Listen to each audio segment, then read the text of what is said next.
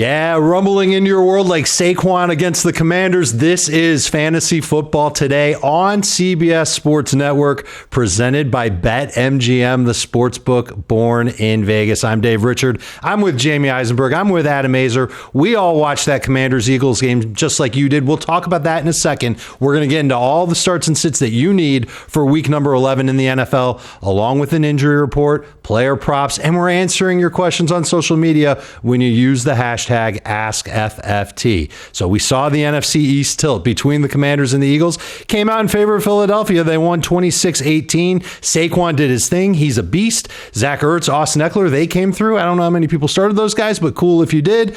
But the quarterbacks kind of let us down. And I know that Jalen Hurts, not 20 fantasy points, not a big game. I don't think anybody's really worried about him.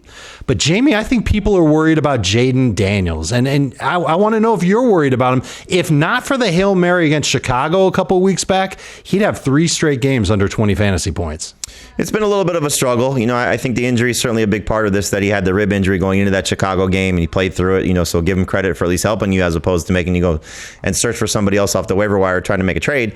The thing that I hope for is, a little bit of a mini bye here. He hurt his hand also in the game last night against Philadelphia, so hopefully that'll be a minor situation to deal with. But get rested, get ready. They're still very much in the playoff mix. They're still very much in the NFC East mix, even though they're a game and a half back now of the Eagles. But they have their bye week coming up in Week 14. You want to make sure he's strong going into that game, and then you get a superstar performance coming out of that bye week into the fantasy playoffs when the schedule gets a little bit much more in their favor. So like the setup for Jayden Daniels still. I'm not going to bench him anytime soon, and just hopefully he gets a little bit healthier going into Week 12. Would you call him a buy low candidate? Sure. If you could? Yeah, so absolutely. Someone that you could go and trade for on the cheap. I don't know if your trade deadline's passed in your league. You know your league better than we know your league. But if that trade deadline hasn't passed, I do think it's a good idea to try and get him at a discount while you can. One of the guys that he throws to is Terry McLaurin. He did not have a great game for fantasy managers, Adam, and neither did DeVonta Smith. Are you worried more about McLaurin or Smith moving forward? Oh, definitely more worried about DeVonta Smith. This is a team that throws 25 passes on a good day, and with A.J. Brown just getting so many of the targets, and now Dallas Goedert back, it's just very clear. You just can't trust DeVonta Smith. They want to run the ball. They're running it very successfully since the bye week. They have the best defense in football since the bye week. DeVonta Smith is a sit. And you know what? Going into the year, you looked at him over the previous couple of seasons when A.J. Brown, Jalen Hurts, and Dallas Goedert were all on the field. He was a borderline 2-3 wide receiver. He's basically that right now. He was wide open in the end zone. He could have caught a touchdown in this game. He actually was okay, but I am much more worried about him than Terry McLaurin. McLaurin, bad game against the worst matchup right now, maybe other than the Denver Broncos for a lead receiver. Philadelphia, their defense is just absolutely on fire. He's going to bounce back. This guy was one of the hottest wide receivers in the NFL. He'll bounce back. Jayden Daniels will bounce back. Back-to-back home games coming up for the Commanders against the Cowboys and the Titans. Those look like 2 good matchups to me for both Terry McLaurin and Jayden Daniels to bounce back. That's going to put a wrap on that game. Oh, Brian Robinson, just real quick, it was good to see him find the end zone. Good to see him back as the main running back for the Commanders. I think you'll continue to use him as a number 2 fantasy running back. That's it for that game. Let's move on to what matters now, and that's injuries across the NFL. And we're not even going to talk about quarterback injuries. The biggest one to really keep an eye on, other than Trevor Lawrence, is a limited issue for C.J. Stroud. So keep an eye on C.J. Stroud's issue over the next couple of days, but I think he'll be good to go, and I think Nico Collins will be back. So now let's move along to running back injuries. And players that didn't practice on Thursday include Tank Bigsby, but it looks like he'll go on Friday, and then a limited practice across the board for everybody else at the running back position. But somebody did pop up with a DNP on Thursday, Jamie. It was Jaylen Warren. If he's out, how does that change the outlook for Najee Harris in a tough matchup against the Ravens? I think you're looking at Najee in a better light. It's not going to be easy for him on the ground, but we did see his number spike a little bit when Warren was missing time earlier with the knee injury. So I think you look at him as a safer number 2 running back. He's not going to be somebody that cracks the top 20 for me, but he would go into the top 24 right now. He's outside the top 24 if Warren is expected to play. So as of now, I'm expecting Warren to go. We'll find out what his practice status is on Friday. You never like to see those midweek injuries, but I actually like Jaylen Warren a little bit better than Najee Harris just based based on his opportunity against a Ravens defense that struggles with pass catching running backs. And you just think about it logically. The Ravens have the worst pass defense, at least yardage per game wise, in the NFL, but the best defense against the run. So it would make sense. We're kind of hoping for Jaylen Warren to play. Sorry, that does not work out for you if you've got Najee Harris on your team. And I wouldn't expect Isaiah Pacheco to play this week or maybe even next week. But the fact that he's practicing now on his way back from a leg injury, it's starting to look like Pacheco will be back in the Chiefs' backfield sooner than later. If you've got Kareem Hunt, you have been warned. Let's move to wide receivers. There are a lot of injuries that we do need to talk about at the wide receiver position, including a player that popped up on Thursday, Darnell Mooney, limited with an Achilles injury. If he's out, Adam, would you say that Drake London is a top 20 fantasy wide receiver, or maybe even better than that, in a matchup that you just said is one of the toughest in the Denver Broncos? No, I don't even know that it's good news for Drake London. I think he's going to get shadowed by Patrick Surtain. Yes, he'll probably get more targets, but I kind of think Drake London is going to have a terrible game. I want to be bold about that. I don't want to sit. I was worried about Terry McLaurin, and I wasn't bold about it at all, and he had a horrible game. I think the same thing could happen to Drake London. The Darnell Mooney injury doesn't really affect that too much. It just makes Kirk Cousins an even bigger sit. I'm hoping Mooney will play because I think he'll have a better game than Drake London, but regardless if he's on the field or not, Patrick Surtain is going to shadow Drake London, and he's going to take him away. Let's bring up the wide receiver injuries again, if we could, please, everybody. I wanted to show you that Davante Adams did not practice on Thursday, but it looked like he did practice on Friday. That's a bit of good news for him. And that Amari Cooper, you saw on the graphic, and there it is again, that he's limited. He is questionable for the game. He's had this wrist injury. He has been practicing all week. Says he's going to play. And that's going to be an interesting topic. Let's talk about the Bills passing game in a quick second, but just a couple of other names on this list. T. Higgins, DK Metcalf. Jamie, what's the expectation for these guys in their return? Must-start receivers. I mean, you know what Metcalf has been to the Seahawks, and hopefully that knee injury is not going to be something that limits him, but practicing in full, coming off their bye week, you expect him to be good to go, so has top 10 upside, and T. Higgins has top 12 upside. Same thing. When he was on the field, he was getting more targets than Jamar Chase. We'll see if that continues, but I think we're going to see a shootout between the Bengals and the Chargers. I know the Chargers defense is great, but I don't think they've been tested to the level of what the Bengals will throw at them, literally. Joe Burrow is going to have an opportunity, I think, to light up the secondary, so great to have T. Higgins back. Unfortunately, if you've been starting Mike Gesicki or leaning on Mike Gesicki, you should now put him on waivers and go pick up Dawson Knox. Literally the only Bengals player that you can't feel good about starting is Gesicki. Everybody else, now that T. Higgins is back, is a good thing. And I would have said Nico Collins also on that list. He's been limited in practice. Obviously, if he's back, we absolutely love him to be a top receiver in fantasy this week as well. And we'll talk about Brian Thomas Jr. a little bit later on in the show. Let's look at some tight end injuries, see who's making waves, who's practicing, who's not practicing. And the guys who aren't practicing are at the bottom of this list. It's Sam Laporta, didn't practice on Friday either, and Dalton Kincaid has already been ruled out. Jamie, you mentioned Dawson Knox. What do you like about him in this matchup against Kansas City? The matchup. It's Chiefs are number 2 in most fantasy points allowed to opposing tight ends. We've seen Kincaid basically get 6 to 7 targets every game for the last 6 weeks. It was 7 weeks, 6 of the last 7. The time that he did not get at least 6 targets was last week when he was banged up dealing with a knee injury, had 5 targets and was in and out of the lineup. So I think just given the fact that there is no Keon Coleman, you got a banged up Amari Cooper if he is going to go, which at this point we're expecting him to play.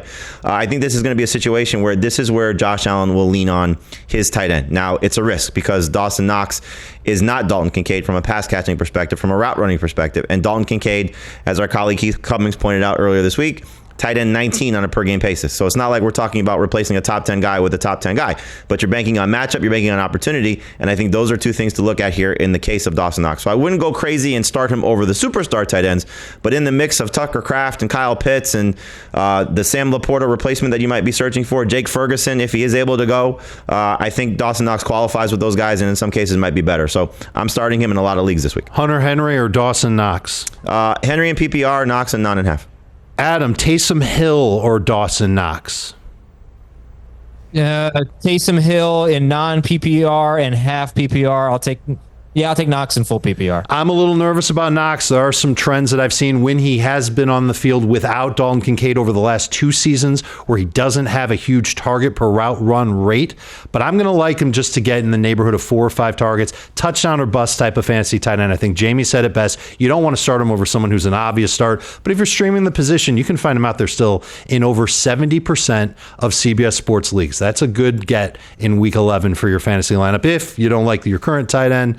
Nothing you can do about it if you're disappointed with what Dallas Goedert did, but you shouldn't be. I think he was okay in that Thursday night game. Before we go to break, let's answer a question from you. Somebody sent us a question. They use the hashtag AskFFT. We like to answer those questions. Please continue to send them in all throughout the show and the weekend. We will get back to you at some point, time permitting. And this is from John Doe. Never heard of him before. In PPR, would you bench Hunt or Pickens for any of these three? Chase Brown, J.K. Dobbins, or Jacobs? Adam, you can answer the question right now, but Jamie, could you rank those three running backs, Brown, Dobbins, or Jacobs, when Adam is done? Sure. I would bench Kareem Hunt for Josh Jacobs. Okay, I dig that. How do you rank those running backs, Jamie? Chase Brown 1, Josh Jacobs 2, Kareem Hunt 3, J.K. Dobbins 4. So I would play Chase Brown over Kareem Hunt, and I'd stick with Pickens. When we come back, we're going to start ranking running backs and quarterbacks, including the start of the week, Bo Nix. Don't go anywhere. This is Fantasy Football Today.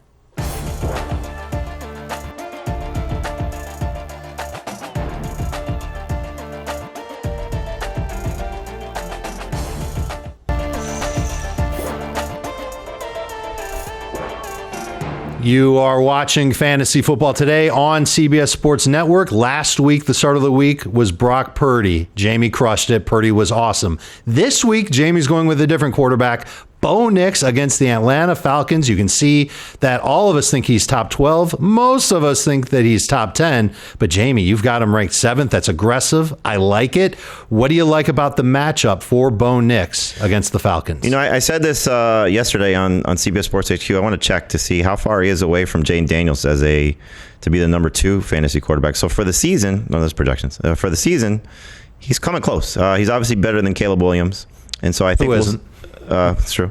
We'll see if he's able to close the gap. So he's right now. This is factoring in that Daniels played last night. He's at 20.3 points per game. Okay. Nix is at 18.7, and in terms of total points, he's about 40 points away from catching him. So could Bo Nix be the best rookie quarterback this season? I think that'd be a shock to a lot of us based on how Jayden Daniels has performed. But in 4 of his last 6 games, he's been over 20 fantasy points. In 4 of his last 6 games, he's been a good running quarterback, either a rushing touchdown or 60 yards on the ground during that stretch of games. And now he's got this great setup of a schedule coming up, starting with this game against Atlanta. They've given up 4 games in a row, 21 or more fantasy points per game. I think we'll see Nix have another dominant performance. Adam pointed out on our podcast today, the secondary for the Falcons will be beat up right now as well. So with the way that he's performing, the Broncos in playoff contention right now. I think Bo Nix has proven Sean Payton right for the draft capital that they spent on him, and he's doing a great job for fantasy managers. So for a guy you could pick up off waivers, not so much anymore, but we said this on Tuesday, you can throw him into your starting lineup, and I think he's going to be a top 7 quarterback for this week. I'm still holding out hope for Spencer Rattler. I'm kidding. All right, so we're going to do rank these 3. We're going to give you 3 quarterbacks.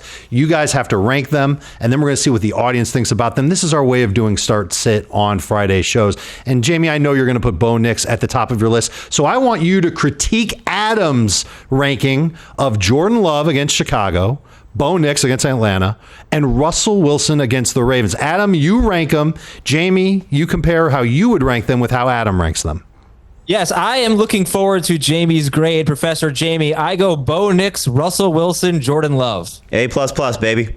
I knew it. So I'll be the odd man out, and I'll be the different one. And you saw on the graphic that I do like Bo Nix as a starting fantasy quarterback this week, but I can't ignore the upside that Jordan Love can have against the Chicago Bears. And yes, Bears secondary is dangerous. Not a lot of quarterbacks have put up huge numbers against them, but the upside for Jordan Love, we've seen it multiple times this season, 30-plus points. Now, the downside for Jordan Love is really bad. Look at his last game. He wasn't at 100%. It was in the rain. Barely got you north of 10 fantasy points. He was worse than that the game before. So there is some downside and there is some risk with Jordan Love, but I'll take him first. And I like the upside for Russell Wilson too. After all, Russell Wilson's got the best matchup on the slate for any quarterback this week against the Baltimore Ravens. No defense has allowed more yards per game through the air than the Baltimore Ravens, and a ton of fantasy quarterbacks have had 25 plus fantasy points against the Baltimore Ravens. So I like Bo Nix. I think he might be the safest of these 3, but I will take Jordan Love first, Russell Wilson second, Bo Nix 3. Jamie, you don't have to grade me on that because I know I'm going to get an F from you I for putting Bo Nix 3rd. Listen, I think it's interesting just with Jordan Love because if you did not get the Hail Mary for Jayden Daniels, which it counts, obviously, there's only been one quarterback to go over 14 fantasy points aside from, I guess Daniels would have been over 14. So 2 would have been over 14 for the season. That's including C.J. Stroud. Against Chicago. Okay. C.J. Stroud. The only one to do it was Trevor Lawrence, who had 21 points, which would have been the high, again, taking away the Hail Mary. Kyler Murray had 4.7. It's been brutal. It's been absolutely brutal. So I hope you're right with Love. I mean, look, I have him as a low-end starter, but I just think the ceiling's a little bit higher for Knicks and Russell Wilson given their matchup. So hearing that makes me want to move Russell Wilson ahead of Jordan Love, but not Russell Wilson and Bo Nix ahead of Jordan Love. What have you. It's semantics. Let's see what you guys voted for. As you know, on Fantasy Football Today, on X, we post these trios of quarterbacks, and we want to see how you guys rank them. And Russell Wilson is your favorite, 35.6%. Bo Nix barely in second, and Jordan Love barely behind. This is what I go for when I offer these polls and these rank these start-sit trios, as I've been calling them, pods, whatever the hell I'm calling them. Russell Wilson and Bo Nix and Jordan Love all so close together. That's what we want. We want to have tight polls, and you guys prove that to be the case. Let's see if we can keep it going with the next group of 3, and here they are. It's at running back. It's Nick Chubb at New Orleans, Najee Harris against the Ravens, Ramondre Stevenson against the Rams. Adam, how do you see these 3 running backs? Who's your favorite? Who's your least favorite? I would say, instead of favorite, I would say who's my least favorite, because I don't really like them that much. But Nick Chubb would be my favorite, followed by Ramondre Stevenson, and then Najee Harris. Harris has the worst matchup. Ramondre Stevenson has been running horribly since coming back from an injury, less than 3 yards per carry, and the Rams are getting a lot better too. So then there's Nick Chubb, who I think I said on the podcast this morning, 3.3 yards per carry or less in 3 straight games for the first time in his career. Shouldn't be a huge surprise coming off the major knee injury he had. So I don't really have a ton of faith in Nick Chubb, but he has the best matchup by far. Doesn't have a lot of backfield competition. So Nick Chubb, Ramondre Stevenson, Najee Harris for me. Jamie, you see it the same way? Absolutely. I think Nick Chubb's in a great spot. Fresh legs coming off a bye week against a terrible opponent with the New Orleans Saints. So I think he's going to have his best game of the season, maybe his best game of the season even moving forward, because the schedule gets brutal for him after this. So if you can trade him after week 11, that might be the move to make. I do think Ramondre is the second option right now, unless, of course, Jaylen Warren is out. Then I would put Najee ahead of Ramondre Stevenson. They're both low-end number 2 running backs. Nick Chubb's the only one in the top 20 for me of this trio. I agree with both of you. My favorite stat on Nick Chubb has to do with his matchup against the Saints. Of the 8 running backs to get at least 14 carries against the Saints this year, well, all of them scored at least 1 touchdown. 6 of them also had at least 80 yards. I'm hoping that Nick Chubb coming off the bye, fresh, ready to go, and we see vintage Nick Chubb against the New Orleans Saints. So we're all in lockstep. We all agree. Let's see what the audience thought of these 3 running backs, who their favorite was, and it's Nick Chubb, and it's not really that close. Chubb 1, Stevenson 2, Najee Harris 3. And Adam, if you thought that was a tough decision, hold on to your lunch, pal, because the next 3 running backs are even worse, because not everybody has superstar running backs on their fantasy football team. So now let's rank these 3 guys. It's Rico Dowdle against the Houston Texans, and he got a vote of confidence from his coach this week. Rico Dowdle did. Audric Estime, who almost nobody watching the show had even heard of until last week. He's taking on the Falcons. And Alexander Madison, who unfortunately we've all heard of, but he's taking on the Miami Dolphins. Jamie, how would you rank these 3 guys, and are any of them in your top 24? No, and it's unfortunate people don't know that Notre Dame is a college football that you could see Estimate play there. But Dowdle was the one that I would look at first, just with the opportunity of how many touches that he'll get. And I think the Houston defense is tough, but you got to look, if you're the Cowboys at this point, you're going to rely on him as much as you possibly can, because the passing game clearly looked like a disaster last week against Philadelphia. It was a tough Eagles defense, but I think Rico Dowdle is the safest of the trio.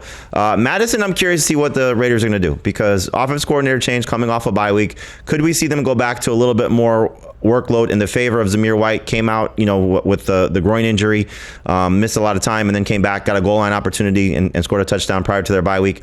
Everything was on the table to be changed, according to Antonio Pierce, and we'll see if Zamir White gets more of an opportunity. But I would take Madison second. And Estime, I don't want to start him this week. I think there's an opportunity for him to be successful as this moves forward rest of season for the Broncos. This is not the best matchup. It's easier to throw on Atlanta than just to run on them. So Estime would be third. I would just want to stash him on my bench. I don't want to start him. Adam, how do you see these 3? Yeah, I'm going Rico Dowdle 1. It's been limited carries, but when he's had tough matchups, he's actually run pretty efficiently in them. So he's been good all year, basically, and they need to get him going, and I think he'll catch maybe 3 passes or so. I go estimate 2, and I'm hoping I'm wrong about that because I want Bo Nix to do well. I really like Bo Nix this week. If estimate does well, it almost certainly means he had a rushing touchdown. He's probably not catching a touchdown, and that, of course, would be taking something away from Bo Nix. And then Madison just stinks. I'm sorry. He's not good. I'm not sure he's the goal line back. He wasn't the goal line back last week. So I don't really want anything to do with Alexander Madison, but he's got an edge over Estime in PPR. I think Estime is probably a better player, and hopefully he really gains that lead role for Denver. I don't want to start any of these guys. I put Madison first because I think he's got the best shot in PPR to have decent catch numbers. I know that Dowdle, we've seen it from him before. Adam, you just laid out a scenario where you hope that Rico Dowdle in a tough matchup is efficient and gets 3 catches. He did that last week, and he didn't come through for fantasy managers. He didn't find the end zone. So that makes me a little bit nervous. Even though it's an easier matchup against Houston, I think Madison's got an easier matchup against Miami, too. He's also going to have fresh legs coming off the bye. And even if he shares rushing downs with Zamir White, I would think that Madison would handle passing downs exclusively for the Raiders, and I think they're going to be doing that a lot. I think they'll be trailing against the Miami Dolphins. And Jamie, I agree with you with Audric Estime. He should be 3rd on the list. So I'm a little bit of an outlier to take Madison over Dowdle. It's very close between those two, but Estime a distant 3rd. Let's take a look at what you guys voted for on X between these 3, and it's Dowdle first, and it's Estime 2nd. You guys don't want anything to do with Alexander Madison. I guess I get that, but Estime 2nd, Alexander Madison 3rd. If this were a non-PPR league, Jamie, would you be cool with that order? Dowdle 1, Estime 2, and Alexander Madison 3? Yes. 14 carries for Estime in a tough matchup against Kansas City, 53 yards on the ground. This is an easier opponent, so hopefully he does have an opportunity to run a little bit better. But we still have to figure this out. Was this a one-game situation? No, Sean Payton said that he's going to get more work moving forward. But is Javonte Williams going to get work? Is Jaleel McLaughlin going to get work? How this is all going to unfold? And we're quick to say the Broncos, at least it seems like Broncos are just going to blow out the Falcons. Falcons still a good team, so that's true. They still may keep this competitive and actually may play with the lead somehow, some way. Bijan Robinson, I don't know, he's a pretty good player. So they may be ahead in this game, and if they're chasing points, that's not going to be good for Estime. They were playing with a lead against Kansas City last week, if you recall, so it helped his cause going into the 4th quarter. Would you start Bijan over these guys? Just kidding. I know that. I would start Bijan. I would take Bijan versus all 3 of these guys from a fantasy point perspective. Yeah, right. He'll score more than all 3 of them together. All right, good luck to you if you're starting one of those running backs. Before we hit the break, let's answer a question from the audience. We want to help you guys out. That's what we live to do. This one is from Luke. Started McLaurin, and now I need to figure upside between either Kupp, Tyreek, Garrett Wilson, or Chase Brown. Adam, he's got to start 2 of these in a .33333 PPR. Chase Brown and Garrett Wilson. Jamie, you agree? I'd go the receivers. I'd go Kupp and Wilson, just with the hope that they both catch a touchdown and have more catches than Chase Brown. I think I agree with Adam more so because it's a 1/3 of a point PPR. So Wilson and Chase Brown would be who I would go with. When we come back, let's talk about more wide receivers. Lots of start and sit with wide receivers. We'll rank a bunch of them, the non-obvious ones, of course, when we come back.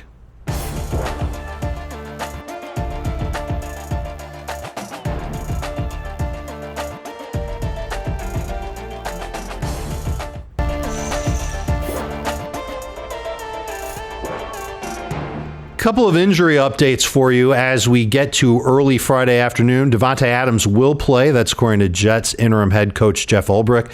And Jaylen Warren not spotted at practice, or at least not practicing for the Steelers in the early portion of their practice. Stay with CBSSports.com. You could literally Google CBS Sports NFL injuries, and you will get the latest injury information at your fingertips. Now let's talk about wide receivers to start in Week 11, and we're going to rank these 3 guys to start out with. You see them on your screen. Jawan Jennings against Seattle, Brian Thomas Jr. against Detroit, Cedric Tillman at New Orleans.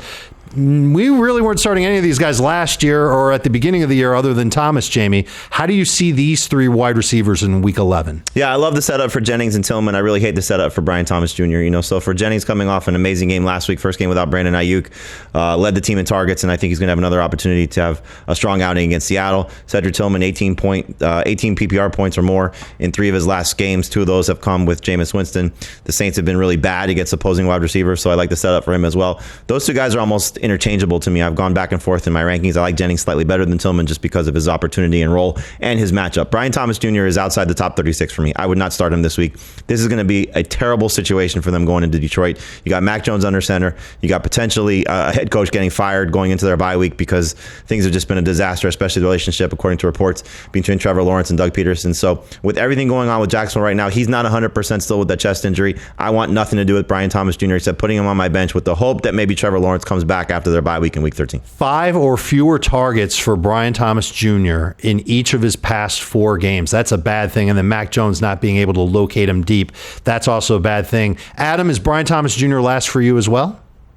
He is, and Juwan Jennings is first, Cedric Tillman second. The Seahawks have allowed 16 or more PPR fantasy points to 10 wide receivers in their last 6 games. So I love the passing game for the 49ers in this one. Jennings, Tillman, and yes, Brian Thomas Jr. is an easy, distant third. And Dave, I think that I can guess the Twitter results. I would like the opportunity to do that before you go to the Twitter results. Well, look, we're about to go to the Twitter results. I agree with you guys. I have Jennings 1, Tillman 2, Brian Thomas 3. Although I do have Brian Thomas Jr. as a top 36 wide receiver. There is some upside to his game. But go ahead, Adam. Go ahead. You can predict, and you haven't looked at the Twitter results.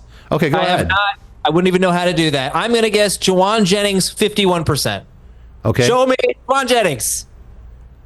And it's Cedric Tillman at 48.6%, with Juwan Jennings second and Brian Thomas Jr. a distant third. So, yes, the audience has learned that Brian Thomas Jr. not a safe start this week. Only 11% of them would consider him. But Cedric Tillman, and Jamie, you said you've gone back and forth, and you've made the case for Tillman, and certainly his recent track record would suggest that he could have another good game, and the matchup is good against New Orleans. I like the way that Juwan Jennings played last week. What he offers the 49ers, not only just after catch ability, but physicality after the catch. It's right up there with Deebo Samuel, and he does it as a bigger body. He's not as fast as Deebo. He's not as fast as Pearsall, but I think he can make some big moves. I like him a notch better than Cedric Tillman, and both of them several notches ahead of Brian Thomas Jr. All right, let's move ahead now to the next group of wide receivers.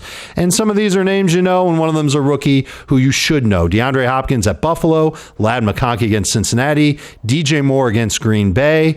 Jamie, who's your favorite of these 3? Who's your least favorite of these 3? Yeah, I didn't realize that Sportsline is so all in on Ladd McConkey. I love it. I hope he gets the targets. That's been the biggest thing for him.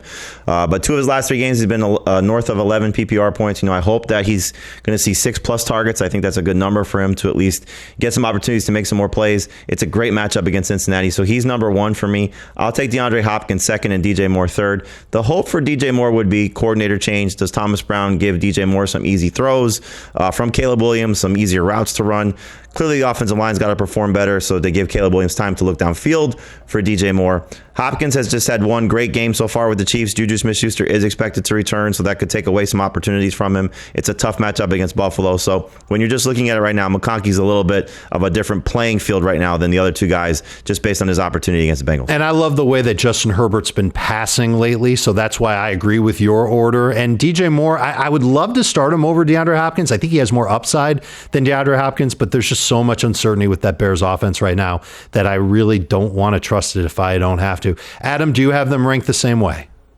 I go McConkey, Hopkins, and DJ Moore, and I got to be honest. Yes.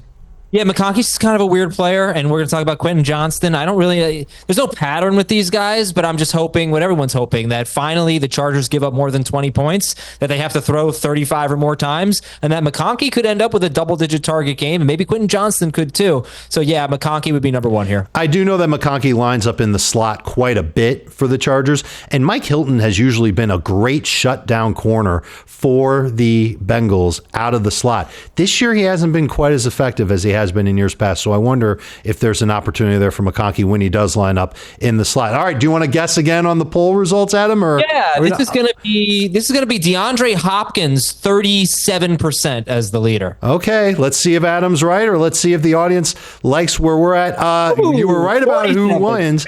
You were off by 10%. Hopkins number 1 at 47.5%. Ladd McConkey just behind him. Nobody really in on DJ Moore. Completely understand that. that against Green Bay, and Green Bay's secondary, we talked about it this week. They are getting healthy. They're coming off of a bye. This is a bad spot for DJ Moore, but really close between Hopkins and McConkey. I'm going to be interested to see how that one shakes out. We've got one more group of three at wide receiver, and Adam kind of hinted that Quentin Johnson would be in this group. He certainly is, and so is Jamison Williams against Jacksonville and Josh Downs against the Jets. We know that Anthony Richardson is the starting quarterback again for Indianapolis. Josh Downs does have one big game with Anthony Richardson, but a couple of dud games as well. But I'm talking too much. I don't want to influence your opinion, guys. Jamie, how do you rank these three wide receivers?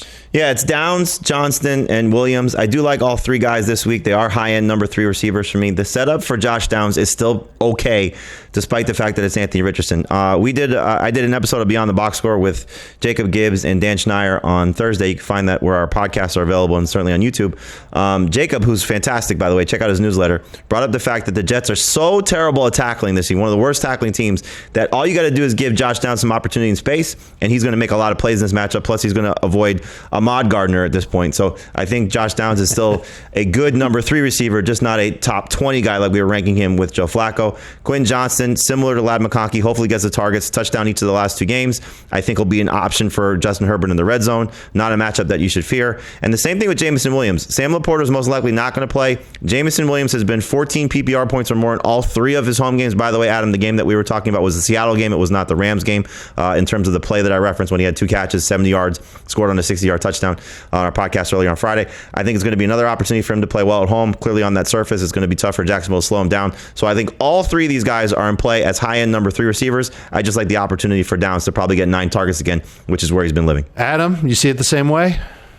No, and I got to be honest with you, I have to apologize to the graphics department because when I sent in my list, I have Josh Downs 1, Jamison Williams 2, Quentin Johnson 3. But I've been reevaluating it, and I am wrong. I'm going to put Josh Downs last here. Just bad history with Anthony Richardson, except for one game where he had a big play, I think, on a busted coverage. I have no faith in Anthony Richardson. So I'm actually going to go Jamison Williams 1 against a team that gives up so many big plays in the passing game. He can take advantage of Jacksonville. Quentin Johnson 2, Josh Downs 3. And I'll take Quentin Johnston first because I think that he's a lot like Jamison Williams and that he can win downfield, but he can also work in the intermediate area. He had a red zone touchdown last week, and we're all kind of counting on Cincinnati's run defense to stay strong, and that means that Justin Herbert's going to have to throw the football. This will be one of Justin Herbert's top targets in a matchup that should be high scoring. So I will take Quentin Johnson first, and I will take Jamison Williams second because I think that he can make a breakthrough on one big play, and Josh Downs is third for me. As good as the stat was that Jamie gave about how bad the Jets are at tackling, I think the Colts use that with their running game. I think we'll see a lot of rushing opportunities for Jonathan Taylor, of course, but also Anthony Richardson. I think it makes sense to bring Richardson back for this matchup. Adam Azer, you want to predict who's going to be first and what the percentage will be? Yes, very tough one here. I'm going to say the people are going to go with Josh Downs at 39%. Jamie, you want to get in on this, or you just want to watch Adam? I like watching Adam fail. Yeah, me too. All right, let's see what the results are. It's Quentin Johnson first at 39%, almost 38.8%. Jamison Williams is second at 38.3%, and Josh Downs third at 22.9%. Nice to see the audience agreeing with me on one of these over the course of the show. We will do this again next week. It is lots of fun. And as for this show, this week, do you guys like money? I think you like money. This is a tweet that we'll answer before we get into the money. It's a grade the trade from Taylor. You gave Dobbins and Brian Thomas. He already made this trade, but he got James Cook for Dobbins and Brian Thomas. What do you think, Jamie? So it's C-. I mean, Dobbins and Cook are essentially equals. And so you hope that Brian Thomas is still going to bounce back and have some strong performances, especially if Trevor Lawrence returns. So I don't love it. A-. I love it. Why do you love it? Because I don't believe in Dobbins going forward. He's got tough matchups the next 4 weeks. He struggles in tough matchups, and here comes Gus Edwards. James Cook is the stud in this group.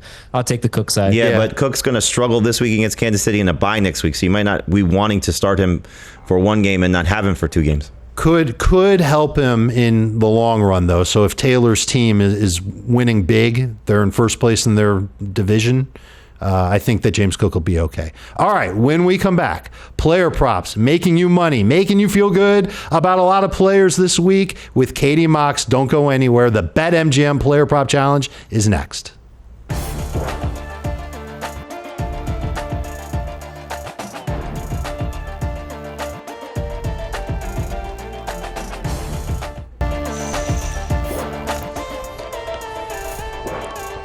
Welcome back to Fantasy Football Today, and this is the ugliest screen that we could ever show you. I was 0 for 5 in my player prop picks last week. Jamie and Adam each notched 2 wins against me, and if you thought that screen was ugly, this one's even uglier. Katie has now extended her lead over everyone. Jamie and I are now equals at 500. Adam's still bringing up the rear.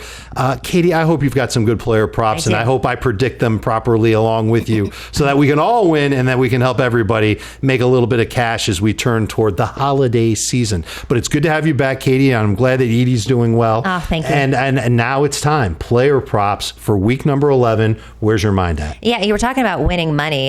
The amount that I just spent at the vet is appalling. So we got to win, baby. That's what we got to do. Okay. So the first one's a little interesting. I've got 2 plays for the Ravens and the Steelers, and this one is a little bit different. Who do you predict will have the first touchdown of the game? Ravens and Steelers. Okay, so just real quick, just explain the rules of the player prop challenge. You're going to give a stat, a prop, but you're not going to say which side you're leaning on. Jamie and I have to predict which player, in this case, is going to score a touchdown first. Yeah, this one's a little different. different. And the Steelers, I mean, I'm going to take chalk here, man. So you know whose name I'm writing down. I hope so. Deontay Johnson. No, I'm just kidding. No, it's Derrick Henry. And I'm sure it's like minus odds. It's not going to be good at all. Jamie's getting creative here with the crown. There's a lot of tops on that crown. Yeah, you guys are right. Derrick Henry to score the first touchdown is at plus 400. Now, as you know, Derrick Henry has scored in every single game as a Raven, but the books are onto that. It's juiced to minus 205. So if you're looking for some value, maybe he gets 2 touchdowns. However, I like the first touchdown market here. The Ravens have scored first in 8 of their 10 games, and guess who scored in 50% of those first times? It would probably be Derrick Henry. It would, so that's why we like that. Okay. All right, moving on now. Same game, Russell Wilson and his passing yards. And you know how much I like Russell Wilson this week, Jamie. So I think he can have a big game. Okay. And I'm curious though, like what the player prop number is, what number they're going to give. So I'm not going to go 5 for Jamie. Oh my gosh! So I'm really close. At so if this number's at like 266, we're on different sides. It's not. It's abnormally low. It's at 225 and a half for him. Scares me. Why is it that low? Well, but I think, one, their offense usually runs through the run game, right? So maybe they're predicting that that's going to happen here. Obviously, that's not going to work against the Ravens. The way to beat them is through the air. They just gave up 400 pass yards to Joe Burrow. Now, I don't think that Russell Wilson is going to be quite that successful here, but he has gone over this prop line in his last 2 home games. I like him more in the ballpark where you guys are. What do you think, Jamie? Where do you have Russell Wilson ranked? And I know he's behind Bo Nix for you, but just in the general he's picture. Right around 10. You know, I think it's the thing that concerns you is he leaves a lot of clean pockets, and he's leaving the middle of the field, as he typically does, to not throw the ball to guys who have been open. And so if you don't get these moon balls, you don't get these plays down the field, he's going to have a miserable game, you know? And so it's not like they're beating guys down the field with these, you know, their routes. Yeah. And the quarterback is making plays a la Joe Burrow. It's go make a play, go get a 50-50 ball, you know, hope that we get you in single coverage, and George Pickens and Mike Williams are bigger people than most people that they're facing. So it's a little concerning that if he doesn't get that catch from Mike Williams at the end of the game, or George Pickens doesn't contort his body in the end zone to have that fantastic end zone play, that we're not getting this great production from Russell Wilson. He's playing well. He's not turning the ball over. He's not making mistakes. But the way he's getting his production can be taken away, and that's concerning. And to be fair, we saw 2 games ago for the Steelers where he didn't have that touchdown luck with George Pickens. Remember, Pickens was real close to scoring a touchdown, and he didn't do it. Russell Wilson didn't get north of 20 fantasy points in the game. That could be a result in play here as well. I still think he's got good upside because of the matchup. All right, 2 props down, 3 to go. What's next, Katie? All right, so now we're looking at the Chiefs and the Bills. Kareem Hunt rushing yards. Could be one of the final times we get to it definitely hammer a Kareem Hunt prop. Okay, I went with 78 for Jamie. Even 70 for me. And an even 70. So the line is 65.5. I like the over as well, so I'm with you guys on this one. You know, Andy Reid just came out and said one way to try to preserve his body is to get him more involved in the passing game. We certainly saw that versus the Broncos, but you got Pacheco waiting in the wings. The Bills have not been very good at stopping the run. The Chiefs tend to run the ball more on the road, about 48%. So I think, again, last time that we can probably hammer an over for Kareem Hunt. And we're nearing the end of days for Kareem Hunt as a fantasy starter. He's a number 2 fantasy running back for now. But when Isaiah Pacheco comes back, he's going to lose a lot of work to Pacheco. And by the time we get to the NFL playoffs, we could really see Kareem Hunt be just like a minimal part of that offense. All right, next player prop, please. Josh Allen rushing attempts. How many times is he going to attempt? So I believe that there's a pretty strong track record of him getting a lot of carries against Kansas City. And so I'm gonna give a pretty big number here, 11. Okay, so these are both very good. So the number is 7.5. I like the over. So you're right on where the books are thinking, but you're also right on where I'm thinking as well. So Josh Allen doesn't attempt to rush more against the Chiefs than anyone else. At least 10 rush attempts in each of the games that he's played, not had less than 7 attempts in those games. The Chiefs have been very stingy against the run, so he's probably going to have to get creative and scramble more. So I will go over with you guys on this one. And everybody's starting Josh Allen in fantasy. Nothing else to say about him. I love Josh Allen. All right, now we're looking at the Bengals and the Chargers. J.K. Dobbins rushing yards. And this is true. Like, I don't even want to touch this one. Started strong. Yeah. I'm going low. 62. I'm going low. 52. Okay, so you guys, you're above. So the line is 59.5.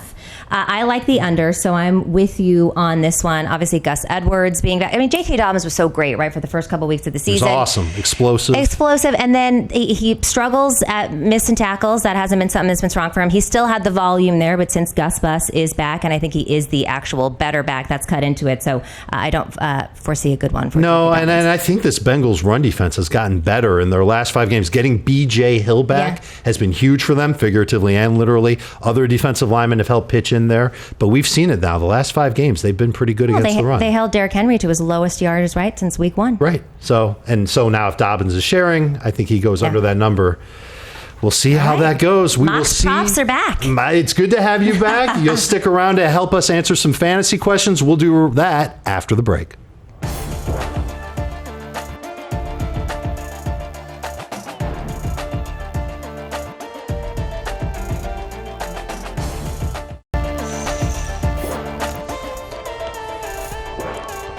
Welcome back to Fantasy Football Today, and this is the ugliest screen that we could ever show you. I was 0 for 5 in my player prop picks last week. Jamie and Adam each notched 2 wins against me, and if you thought that screen was ugly, this one's even uglier. Katie has now extended her lead over everyone. Jamie and I are now equals at 500. Adam's still bringing up the rear. Katie, I hope you've got some good player props, and I hope I predict them properly along with you so that we can all win and that we can help everybody make a little bit of cash as we turn toward the holiday season. But it's good to have you back, Katie. I'm glad that Edie's doing well. Oh, thank you. And now it's time. Player props for week number 11. Where's your mind at? Yeah, you were talking about winning money. The amount that I just spent at the vet is appalling. So we got to win, baby. That's what we got to do. Okay. So the first one's a little interesting. I've got 2 plays for the Ravens and the Steelers, and this one is a little bit different. Who do you predict will have the first touchdown of the game? Ravens and Steelers. Okay, so just real quick, just explain the rules of the player prop challenge. You're going to give a stat, a prop, but you're not going to say which side you're leaning on. Jamie and I have to predict which player, in this case, is going to score a touchdown first. Yeah, this one's a little different. different. And the Steelers, I mean, I'm going to take chalk here, man. So you know whose name I'm writing down. I hope so. Deontay Johnson. No, I'm just kidding. No, it's Derrick Henry. And I'm sure it's like minus odds. It's not going to be good at all. Jamie's getting creative here with the crown. There's a lot of tops on that crown. Yeah, you guys are right. Derrick Henry to score the first touchdown is at plus 400. Now, as you know, Derrick Henry has scored in every single game as a Raven, but the books are onto that. It's juiced to minus 205. So if you're looking for some value, maybe he gets 2 touchdowns. However, I like the first touchdown market here. The Ravens have scored first in 8 of their 10 games, and guess who scored in 50% of those first times? It would probably be Derrick Henry. It would, so that's why we like that. Okay. All right, moving on now. Same game, Russell Wilson and his passing yards. And you know how much I like Russell Wilson this week, Jamie. So I think he can have a big game. Okay. And I'm curious though, like what the player prop number is, what number they're going to give. So I'm not going to go 5 for Jamie. Oh my gosh! So I'm really close at 2. So if this number's at like 266, we're on different sides. It's not. It's abnormally low. It's at 225. for him. Scares me. Why is it that low? Well, but I think, one, their offense usually runs through the run game, right? So Yes. maybe they're predicting that that's going to happen here. Obviously, that's not going to work against the Ravens. The way to beat them is through the air. They just gave up 400 pass yards to Joe Burrow. Now, I don't think that Russell Wilson is going to be quite that successful here, but he has gone over this prop line in his last 2 home games. I like him more in the ballpark where you guys are. What do you think, Jamie? Where do you have Russell Wilson ranked? And I know he's behind Bo Nix for you, but just in the general he's right picture. around 10. You know, I think it's the thing that concerns you is he leaves a lot of clean pockets, and he's leaving the middle of the field, as he typically does, to not throw the ball to guys who have been open. And so if you don't get these moon balls, you don't get these plays down the field, he's going to have a miserable game, you know? And so it's not like they're beating guys down the field with these, you know, their routes. Yeah. And the quarterback is making plays a la Joe Burrow. It's go make a play, go get a 50-50 ball, you know, hope that we get you in single coverage, and George Pickens and Mike Williams are bigger people than most people that they're facing. So it's a little concerning that if he doesn't get that catch from Mike Williams at the end of the game, or George Pickens doesn't contort his body in the end zone to have that fantastic end zone play, that we're not getting this great production from Russell Wilson. He's playing well. He's not turning the ball over. He's not making mistakes. But the way he's getting his production can be taken away, and that's concerning. And to be fair, we saw 2 games ago for the Steelers where he didn't have that touchdown luck with George Pickens. Remember, Pickens was real close to scoring a touchdown, and he didn't do it. Russell Wilson didn't get north of 20 fantasy points in the game. That could be a result in play here as well. I still think he's got good upside because of the matchup. All right, 2 props down, 3 to go. What's next, Katie? All right, so now we're looking at the Chiefs and the Bills. Kareem Hunt rushing yards. Could be one of the final times we get to it definitely hammer a could be. Kareem Hunt prop. I Okay, went with 78 for Jamie. Even 70 for and me. an even 70. So the line is 65.5. I like the over as well, so I'm with you guys on this one. You know, Andy Reid just came out and said one way to try to preserve his body is to get him more involved in the passing game. We certainly saw that versus the Broncos, but you got Pacheco waiting in the wings. The Bills have not been very good at stopping the run. The Chiefs tend to run the ball more on the road, about 48%. So I think, again, last time that we can probably hammer an over for Kareem Hunt. And we're nearing the end of days for Kareem Hunt as a fantasy starter. He's a number 2 fantasy running back for now, but when Isaiah Pacheco comes back, he's going to lose a lot of work to Pacheco. And by the time we get to the NFL playoffs, we could really see Kareem Hunt be just like a minimal part of that offense. All right, next player prop, please. Josh Allen rushing attempts. How many times is he going to attempt? So I believe that there's a pretty strong track record of him getting a lot of carries against Kansas City. And so I'm gonna give a pretty big number here, 11. Okay, so these are both very good. So the number is 7.5. I like the over. So you're right on where the books are thinking, but you're also right on where I'm thinking as well. So Josh Allen doesn't attempt to rush more against the Chiefs than anyone else. At least 10 rush attempts in each of the games that he's played, has not had less than 7 attempts in those games. The Chiefs have been very stingy against the run, so he's probably going to have to get creative and scramble more. So I will go over with you guys on this one. And everybody's starting Josh Allen in fantasy. Nothing else to say about him. I love Josh Allen. All right, now we're looking at the Bengals and the Chargers. J.K. Dobbins rushing yards. And this is straight. Like, I don't even want to touch this one. Started strong. Yeah. I'm going low. 62. I'm going low. 52. Okay, so you guys, well, you're above. So the line is 59.5. I like the under, so I'm with you on this one. Obviously, Gus Edwards being back. I mean, J.K. Dobbins was so great, right, for the first couple weeks of the season. It was awesome. Explosive. And then he struggles at missing tackles. That hasn't been something that's been strong for him. He still had the volume there, but since Gus Bus is back, and I think he is the actual better back, that's cut into it. So I don't foresee a good one for No, and I think this Bengals run defense has gotten better in their last 5 games. Getting B.J. Hill back has been huge for them, figuratively and literally. Other defensive linemen have helped pitch in there, but we've seen it now. The last 5 games, they've been pretty good against the run. They held Derrick Henry to his lowest yardage, right, since week 1. Right. So now if Dobbins is sharing, I think he goes under that number. We'll see how that goes. We will see. Props are back. It's good to have you back. You'll stick around to help us answer some fantasy questions. We'll do that after the break.